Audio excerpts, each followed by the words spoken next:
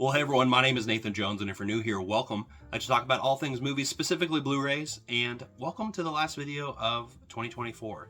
Next year is right around the corner, and I have a lot of things on my mind and a lot of really cool ideas going into the new year. Now, a lot of it has to do with personal life stuff. There's some to do with the channel, but I am just stoked to be here, honestly. First of all, if you're new here, welcome. I normally do this film journey where I've been doing for 20 plus weeks. I think we're like on week 23 or 24 now, which, time kind of flies, right, as you're having fun here. But I've been journaling and physically watching a lot of the things and going about my week each week, looking at all the films and medium that I had watched and then also picked up. And I'll showcase all of the things that I picked up here in a second in a different part of my video. But yeah, I just want to kind of cover, what I'm excited about next year a little bit before we jump into that, and then talk about all the films that I watched for this past week. So holidays have been happening. There's been a lot of really great stuff going on. I've been spending a lot of time with my family and my friends. I even have a girlfriend now, which I am really excited about, and somebody I've known for a long time, and just really happy, honestly. So that's really cool. But besides that, I've just been, really in a good headspace. And a lot of the other things too is a lot of this time period we'd like to think about like resolutions and things about like what we're going to change in, the upcoming year, which can be a cliche, for some people. But for me, I like to take it in kind of a grounded perspective, obviously having a good goal or like maybe aspiration in mind, but also just being completely honest and understanding that we're humans and we break these things all the time. Things like going to the gym maybe, or, saving up financially, which is what my plan is for this upcoming year. I plan on paying off my credit cards. So I'm not too in debt with those, thankfully, even though you look like I would be, probably with all of these. I lucked out, and luckily I'm not in too much craziness, but I think this is a reasonable goal. So for me, I'm going to be curbing spending quite a bit. So the things that I'm going to show you here in a second are probably some of the last things I'll have for quite some time. But we'll see. Things might change. Life happens, like I said. So yeah. So for me, paying off credit card debts, that's exactly what I want to do this upcoming year. On top of that, for YouTube, I want to continue this journey right here, this film journey. I started ever since I came back from England.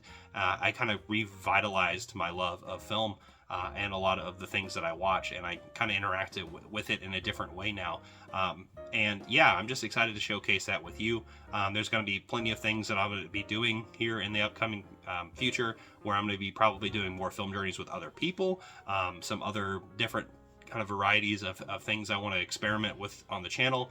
But for the most part, we're going to, stick to the plan and just do this week by week and just, survive, but also at the same time have the best time. So I hope you enjoyed this film journey, as we've been doing it for the past 20 plus weeks, and continue to watch stuff like this in this space. So I'm super thankful for all of you who are watching this right now, all the people who are subscribed, people who just come to the channel for the first time. I love having you here, and this is a beautiful space for that. So anyway, let's jump over to the other section of my video where we talk about the things that I picked up for the week. It's been a crazy one, so let's jump over there.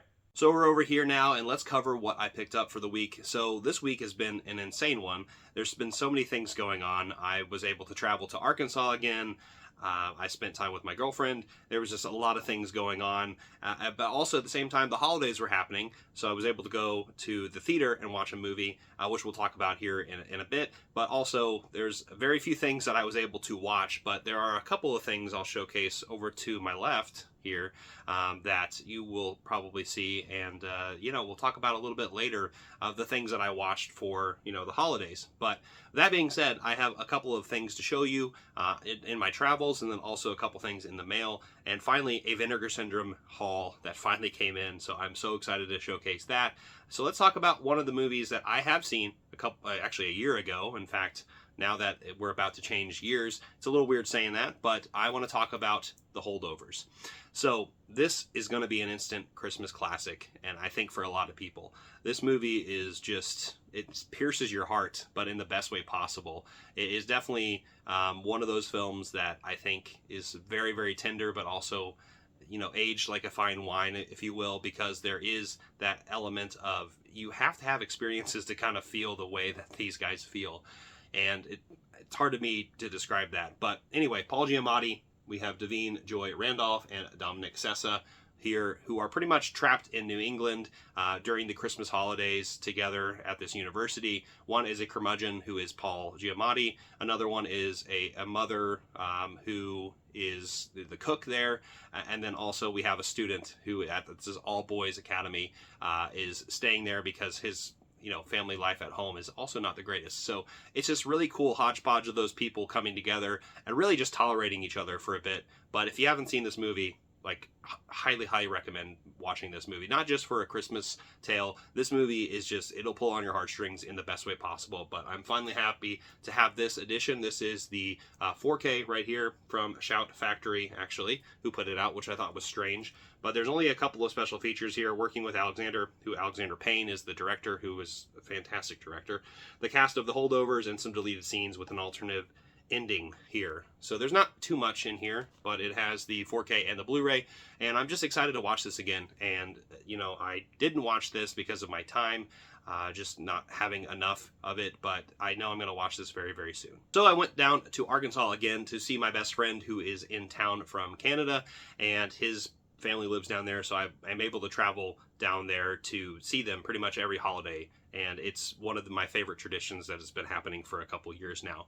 But I went to Walmart down there with him because his girlfriend had never been to an American Walmart, which I thought was really crazy, and she's from Canada. So, but anyway, we went there, and there was a couple of things that I did not know were there. One was on the clearance aisle, so the layaway aisle. I got the steelbook of Kickboxer, the Jean-Claude Van Damme film. I haven't seen this movie, but I know so many people who have seen this and how many people love this movie. So I'm just happy to finally have this. And I got this for like 13 bucks, which is like insane. But this is just the Blu-ray of the film itself. So I really don't know much about it. There's the digital code right there. And then there is the movies and the original poster art. So I'm excited for this one and watch more Jean-Claude Van Damme films and just have a really good time with it. But yeah, great deal for that. Yeah, I didn't get the 4K or any of the cool bells and whistles editions, but this is good enough for me. So I'm excited to watch this movie. And then the other film that I picked up, one that I'm so stoked to finally have, and one that I was hesitant about it because for the longest time I did not like this band, nor did I like any of the things associated with this person, David Byrne, which I know for a lot of people, you already know exactly where I'm going with this. I got this from Walmart, which I guess is now that they're putting out the A24 titles. They're actually even putting out the big, books. This is a standard release. That is the size difference there between the two. So I got Kickboxer and Stop Making Sense. One of the greatest concert movies of all time. This is directed by Jonathan Demme, the guy who did Silence of the Lambs, but he's really good friends with David Byrne and his entire crew. So the funny thing about this is I still haven't seen all of it, so, give some points against me on that, but I did watch this with my friend and his parents who adore David Byrne and also love this film. In fact, my best friend's dad was like so stoked, and he has a system in his house, and he's like, we have to watch this, even though it's like 10 p.m.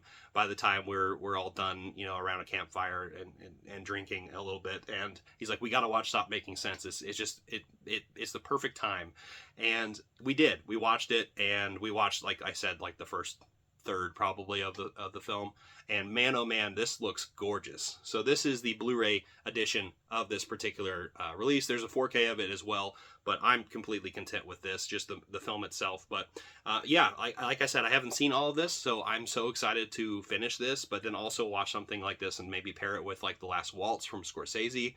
But yeah, I'm starting to fall in love with the Talking Heads a little bit. I haven't even mentioned the Talking Heads, which is what David Byrne's band is right here. But there he is in his, I guess, legendary big jacket overcoat. And yeah, I'm so excited to watch all of these members come out one by one to different songs, which is how far we got to this huge, grand, very, very elaborate thing. But yeah, let's look at this. So there is the film itself with all the people involved. Jonathan Demme in the middle, directed and edited and conceived by David Byrne and the Talking Heads and Jonathan Demme. But yeah, this is just such a freaking cool release. Like, I just love these things. You've seen stuff like this. I have The Lighthouse. I have Everything Everywhere All at Once. Midsommar, just to name a few.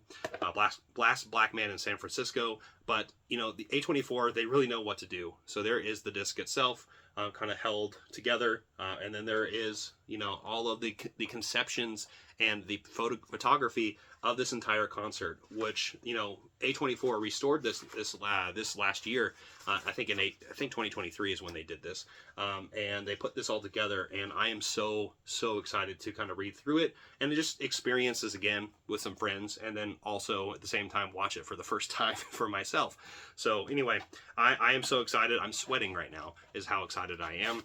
But yeah, Stop Making Sense. I finally have it, and this is going to start the new year off right, I think. All right, and finally, we have the Vinegar Syndrome haul. So Black Friday, there's always a huge sale that's going on for a lot of companies, but Vinegar Syndrome is one of them that is like known for their Black Friday sales. And finally, I have my haul in the mail. I didn't actually pick up too much because mainly I am doing a resolution where I'm going to be trying to save up money for this upcoming year and pay off debt, which is my biggest, I guess, focus right now. So with that being said, I think I had that in the back of my mind when I ordered these films for, and only ordered 2, which is crazy. I know, not too much of a crazy haul, but one is probably pretty obvious, one that a lot of people got. It is The Keep, which I know a lot of people have already done unboxing videos of, so I'm not going to, lay on this too much, but there is the film itself, and there it comes with this slipcover and also a booklet, The Keep, which I'm just so excited to finally have this. This was actually a really nice surprise to finally come out, because this is a holy grail type of title that a lot of people were waiting for to get a Blu-ray release nonetheless. But now here we are with the 4K release, and I think this is actually going up in price quite a bit until they probably make more. But this is one of the films that Michael Mann had directed right after Thief, I believe, and was one that was kind of underground, not really talked about enough with several people, because I think it's got some pretty crazy visuals in it, and I'm just excited to kind of dive into this and just really understand what this movie's about, but just finally excited to have it, and but yeah, again, a lot of people picked this title up and probably showed you what it looks like, and so I'm one of the few that picked this up, and I'm so excited to finally have it, because Michael Mann, one of the best directors ever, right? Heat, just to name one movie from him, but Last of the Mohicans, yeah, anyway, I'm very excited about that. I already mentioned Thief. So then I got one more title to show you. The last one I want to talk about is one that my friends were talking behind the scenes with me quite a bit about this. In fact, I bought this after Black Friday, but there were so many people talking about it that I'm like, I just need to get this released because it looks right up my alley. It's Hundreds of Beavers. Hundreds of Beavers. Gosh dang it. This movie is going to be a slapstick comedy gold. I cannot wait to watch this. My friend Davey watched it, I think shortly after I bought it, because we were talking about it, and he watched and he's like, Nathan, you did the right thing. You did the right thing, and you bought this movie. But yeah, this is a slapstick comedy film. It's kind of crazy to think about, because this was made this year, and is...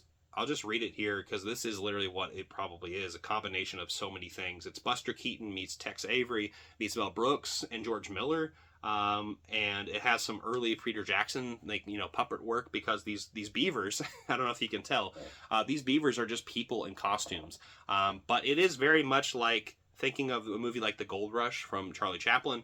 That's kind of what the setting reminds me of, but it's all this black and white photography.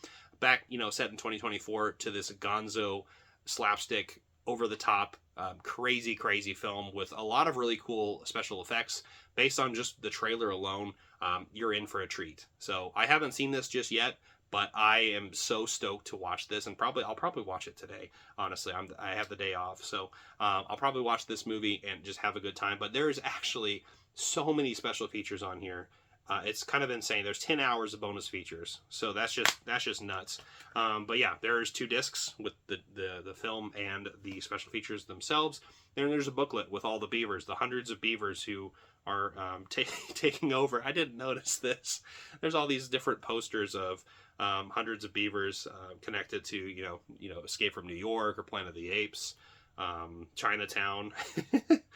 Oh my gosh, it just keeps going. Pulp Fiction, No Country for Old Men, Nah Country for Old Men. Yeah, I'm just excited to finally have this film and just watch something really stupid and silly, and to end the year on. So anyway, let's go back over to the other closet to where we talk about some of the films and TV shows that I watched for the remainder of the year. And I'll see you soon. All right, so we're back over here now, and I did showcase a little bit of the things on the side of what I was watching. I'm sure you caught an eye on some of them, like Lord of the Rings for some reason. So this last week has been a lot of things, right? New Year's is about to happen. Christmas happened. There's a lot of things that have been going on. So let's just start at the beginning, right? Where I kind of watched some fun titles. One that I just want to briefly mention. My memory is a little foggy on this one because of the fact that it was a little bit of time ago. But shortly after picking this up, I watched The Outcasts, which is this really great folk horror film from Deaf Crocodile, which I highly recommend people check out, or at least look into. This kind of lost Irish film from the 70s, and it has a lot of really great special features. I was able to watch some of that with my buddy Ryan Verrill, who is disconnected. He did a really nice interview, even though he doesn't say anything, but I know he was a part of it, so that means a lot to me. But yeah, this is a really cool folk horror tale, and I definitely recommend people check it out. It is a really great and fun kind of presentation, though, and I think Deaf Crocodile did a fantastic job here, and definitely recommend people check it out. I'd give it a 3 out of 5 right now. Like I said, my memory is a little hazy on it, so I definitely want to revisit this here in the future, and check out some more of it. So yeah, The Outcasts, good release from Deaf Crocodile. Next is a movie I only watched half of because I've seen this movie a million times. In fact, I think it's the one that I've watched the most on Letterboxd. At least I've shown on Letterboxd. It's Popstar. I only watched half of it. I was in the middle of a lot of things going on, but I watched this late at night, and yeah, it was super, super fun to rewatch this and just love Andy Samberg and company and the Lonely Island Boys. Yeah, this movie is just dope, honestly. It's right there.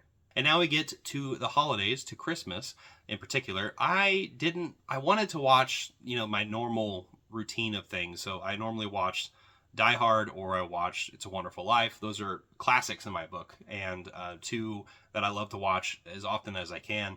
For some reason, I wasn't necessarily in that mood. So instead, I rewatched Krampus, this is the 4K from Scream Factory, and this is the naughty cut. This is just a really fun kind of turn your brain off, but at the same time, kind of sadistic family horror movie. I don't know. It's a horror movie about, getting rid of a family because of a bad wish, because Krampus is a bad guy, right? But yeah, Krampus, this movie is just so much fun in terms of its practical effects. And I think it feels like it's PG-13, but this might be the uncut edition. I don't know. I never know what ratings are anymore, because this is, like I said, the naughty cut, so you get a little bit longer of a film. But at the same time, like I said, the practical effects in here are really, really cool.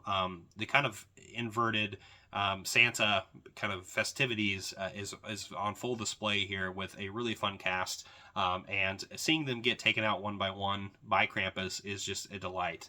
Speaking of the cast, there is a really great cast here. Adam Scott, Toni Collette, Michael Dowdery, David Kocher, Allison Tolman, just to name a few people in this movie, but Toni Collette in particular being the best in my eyes.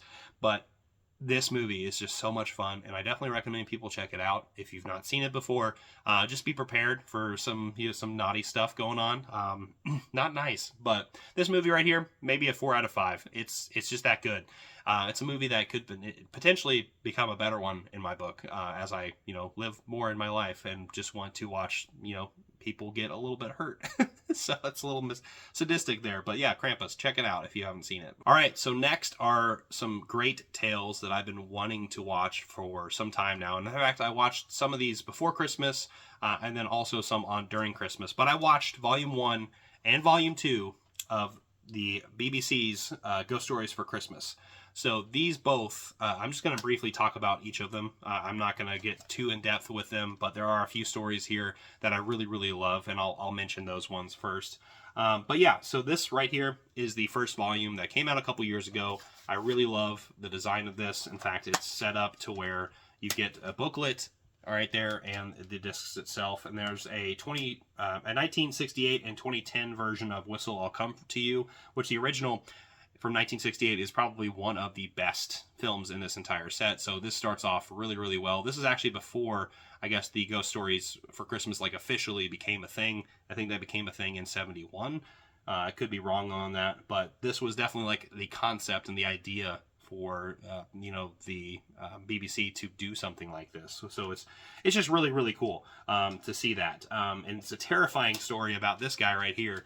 Almost feels like a Twilight Zone episode, but the sounds that this man hears are just absolutely terrifying and still kind of scared me thinking about it. The 2010 version, not that bad. I actually quite enjoy it, and definitely would recommend people check it out. Even if you don't have this particular release, check out that first one. A straight 4 out of 5. Like, it's so good. And then 3.5 probably for I'll Come to You for 2010. There's also the Stalls of Barchester and A Warning to the Curious. And then the last one is Lost Hearts. I would say Lost Hearts is my favorite. I just love how creepy the kids are with their spectral kind of fingers, nails, and you'll see it when you watch it and kind of get a little bit of the idea of the plot of this little boy coming to this home with this individual that is probably more to meets the eye, and then he runs across these two ghost children who are pretty much tormenting them both for different reasons. But this is just a great set in general, and it was really great to see the kind of special features here as well. There are some M.R. James, which is a lot of what these are based off of. These are based on M.R. James stories from the early 1900s, and so seeing those kind of showcased during a Christmas time is quite interesting. In fact, I think that's the reason I watched Krampus, was because I was in a horror mode and mindset. I have been for some time, obviously watching a lot of folk horror recently. But yeah, this stuff is really scary, and I kind of love the tradition of watching this during the holidays, where you would expect something like cheerful delights and things along those lines. But this first one, great release right here. And another thing I wanted to mention was there is some really good kind of introductions here to each of the films that I think, I'm trying to think of who, Lawrence Gordon Clark, who does all the introductions of the 7 BBC classics, because he actually directed a lot of them. So that's really cool to kind of see the director going all the way back to the late 60s to the early 70s and thinking about that time period and how much these stories meant to so many people, especially in England. So I'm glad that this came overseas to me, and is something that I'm gonna treasure for some time now. So the other thing is Volume 2 right here, which is some more stories, a lot of them from M.R. James, a couple I think one's from like Dickens, and one's its like own thing in particular. But those films are The Treasure of Abbot Thomas, there's The Ash Tree, The Signalman, which is one of my favorites of this bunch, Stigma, and The Ice House, which is, I think The Ice House is the original concept. But again, very similar special features here. There's some introductions as well from Lawrence Gordon Clark. And there's also just a Ghost Stories for Christmas with Christopher Lee, which is a number 13, 2000 adaptation. So there's also all these extra films on here: A View from the Hill, number 13, and Spectres, Spirits, and Haunted Treasure, adapting M.R. James, which is just a video essay. But there's extra like films on here from some of the more modern Ghost Stories for Christmas, because this actually was, I think, a few years ago. When I say that, I mean like probably 15, 20 years. reintroduced these 60s and 70s classics to a kind of a modern audience, and became more of a tradition in the mainstream of today, or at least the zeitgeist of today, right?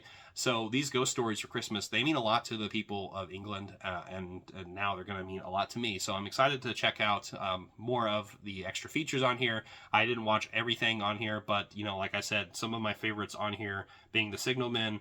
The Treasure of Abbot Thomas is really good too. But yeah, these are just really, really unique stories, and really terrifying as well, even if they are just television productions that the BBC put together. It's just such a cool kind of snapshot of time, and I highly recommend people check these films out if they've not seen them before.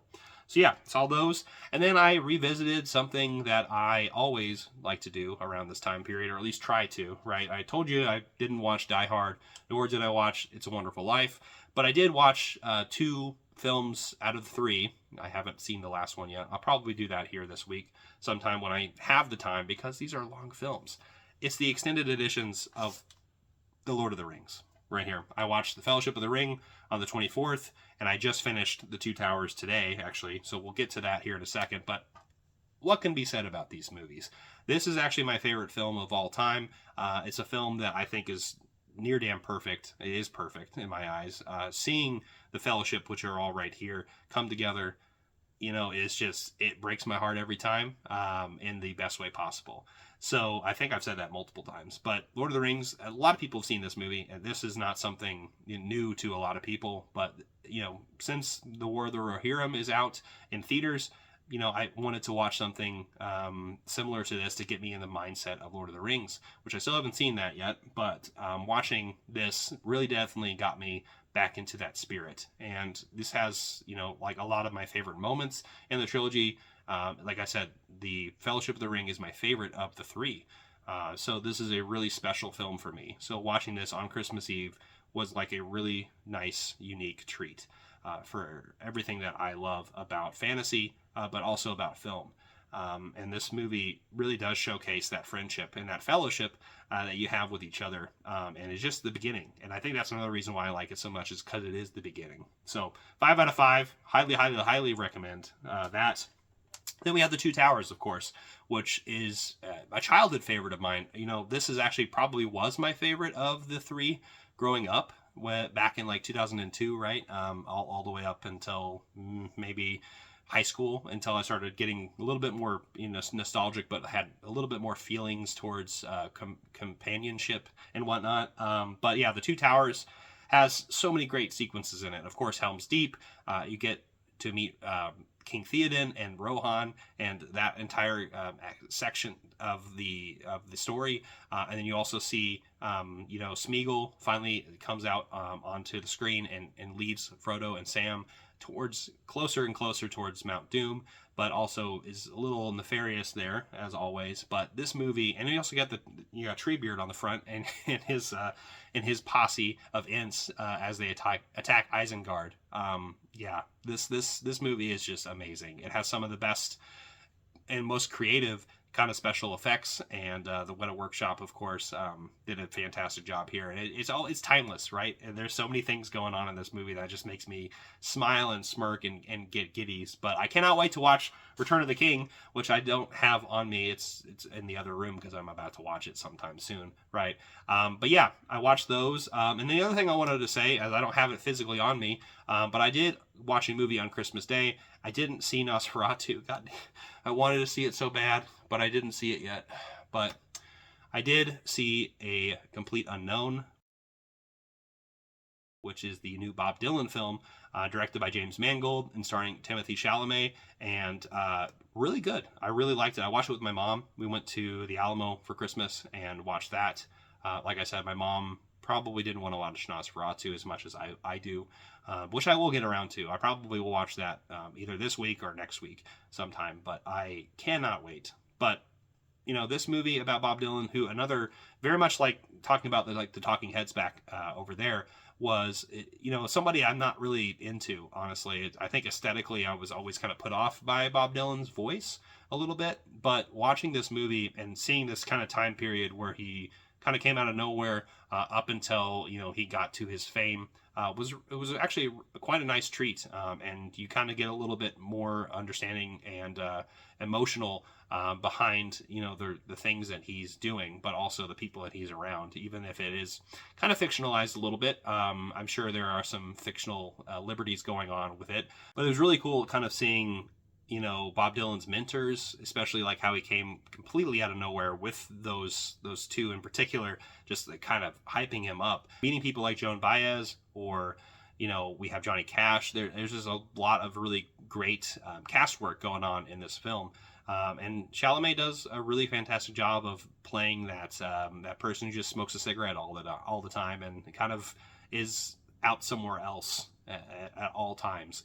And yeah, I definitely recommend people check it out. Though that movie is a 4 out of 5 in my book. I want to watch it again and get a little bit more understanding of it. And yeah, that's what I watched for the week and what I picked up. So I hope you enjoyed this little video. I will see you all next year. So give it a like, comment down below, share, hit the notification bell, subscribe, and I'll see you next time. I'm not jonesing around.